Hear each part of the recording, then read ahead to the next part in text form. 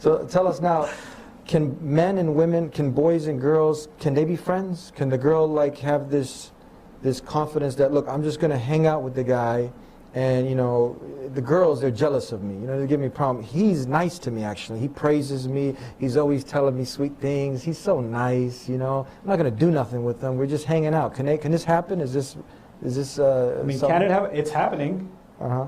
That's for sure.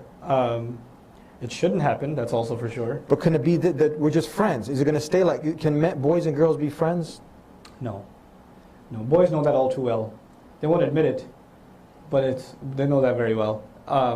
Sometimes girls don't, and that's what I worry about for my sisters, my daughters, is that sometimes they don't realize the elaborate scheming of men. Elaborate scheming of men. Yeah. So we're just meeting because we're lab partners, or uh-huh.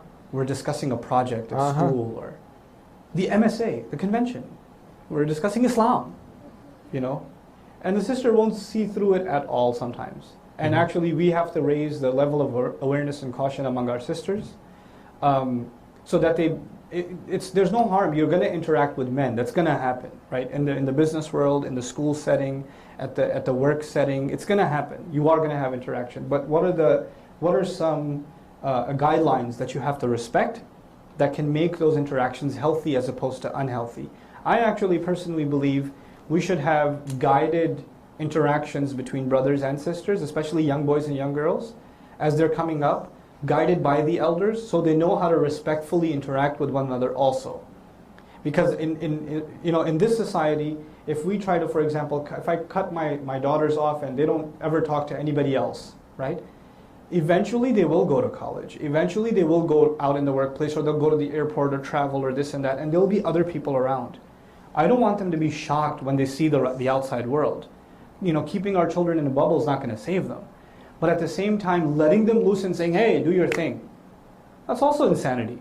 We have to find a way of guiding interactions between brothers and sisters, especially boys and girls, even teenage boys and girls and things like that. It's okay if they have an interaction with each other so long as it's respectful. And the boys are trained where to keep their gaze and how to keep the conversation business only, and how to make sure they recognize when they're crossing a line, and the elders are supposed to be there to guide those conversations. A lot of times in youth settings, even in religious youth settings, there is no older figure shepherding the conversation or shepherding the interaction. Like youth groups exist, and the guys and the girls are all a bunch of teenagers and they're running their own thing. Because youth should be leaders. Well, yes, in most things, but in some things you guys are ridiculous, and you need elder people to be there. Older folks to be there. As far as this unnecessary interaction between men and women, especially where this happens. This happens with people that you spend a lot of time with. So you go to college with some people, or you go to work with some people, and there's lunch and there's just meetings and this and that, and it's regular. And what that does, it gives shaitan an opportunity to maybe not convince you one time, but hammer away at you 1% at a time. And it adds up, until it becomes a very, very big problem.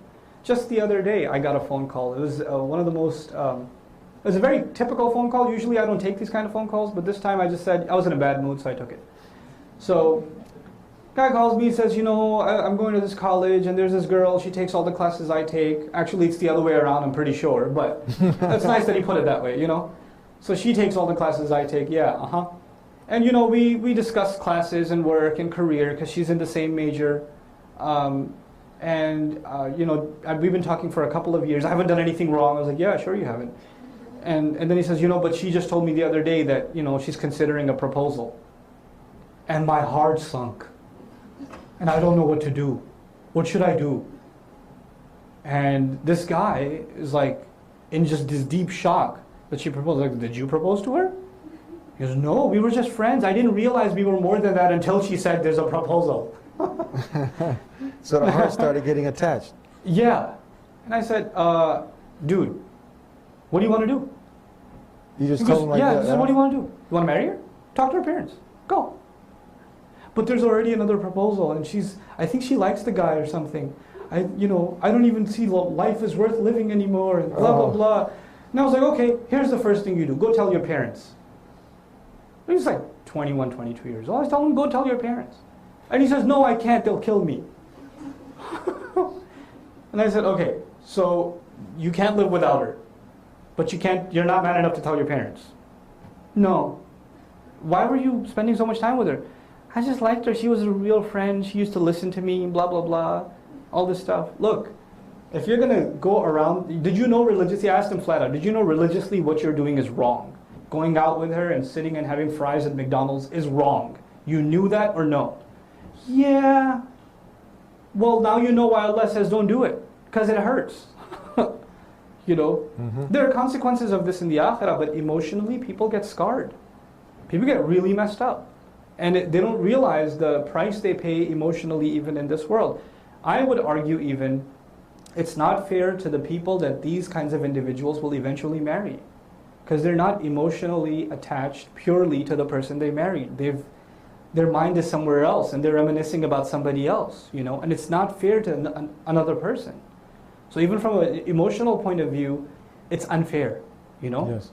The other thing is, in this culture of dating and, you know, seeing somebody and then not seeing them, now you're seeing somebody else and things like that, you just learn to become insensitive to other people's feelings. You just, at the end of the day, you just turn into a customer looking out for yourself. First time a guy gets dumped, he's depressed. The next time he's like, I'm going to be the one doing the dumping, you know. So he's just, I'd rather not be hurt myself. I'd rather, you know, be dishing out than taking, you know. So you just become more and more inhumane. And that leaves you incapable of having a family. Because at the heart of family is love and compassion and courtesy and worry about somebody else. You become bankrupt of those feelings as a result of these like petty relationships, shallow relationships. Absolutely. Did you get to see a video that some not yet Muslims made? And we say not yet Muslims because everyone has the potential to submit to the one creator and not his creation. That's what a Muslim is. So they did some video on a college campus and the topic was, can boys and girls be friends? Did you get a chance to see this? No, I didn't see it. And they were interviewing, say, hey, what do you think? You know, can you just be, to the guys, you think you just be friends with the girls? And it's like at the end, no. And it's a very interesting video. So they see it's not just coming from our perspective. It's coming, people know this. This is something, no, this is obvious truths. Yeah.